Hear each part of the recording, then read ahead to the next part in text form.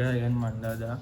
આપણે જઈએ છીએ આજે પૂનમ છે તો સાળંગપુર, તો ચાલો તો હાલો હવે આપણે ઊંધો નીકળીએ. તો આપણે આવી ગયા છીએ બોટાદ રસ પીવા માટે. સોરી, આ બોટાદ નથી, ગઢડા છે.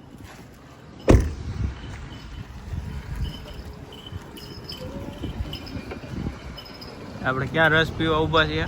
ગઢડા. ગઢડા, ઓકે.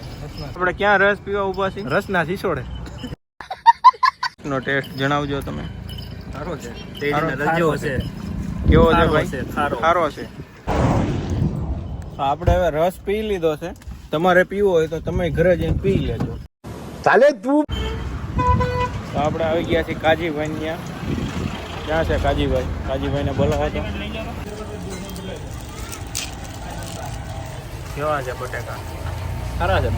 ભૂંગળા કેવા છે? ભૂંગળા ખાધા નથી. ભેળ કેવી છે? ભેળ સારી. સારી છે. બેલી છે તીખી? ખાધા જેવી છે. હોય પૈસા હોય ને હોય.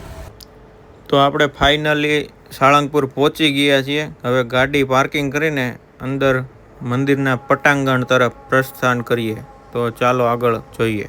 વિચાર એવો છે કે આપણે અહીંયા મંદિરના પટાંગણમાં પાણીપુરીની લારી કરવી. શું કેવું છે ભાઈ તમારું? કરાય જ ને. કરાય? હો હાલે. એમ? ગાંડો પૈસો થઈ જાય? ગાંડો. સારું, હાલો વિચારીને કહું. પહોંચી ગયા છીએ કિંગ ઓફ સાળંગપુર. તો આપણે હવે સ્ટોરમાંથી ઘણી ખરી ખરીદી કરી લીધી છે. સ્ટોરમાંથી આપણે ઘણી ખરી ખરીદી કરી લીધી. બતાવી દો ભાઈ, ખરીદી બતાવી દો તો.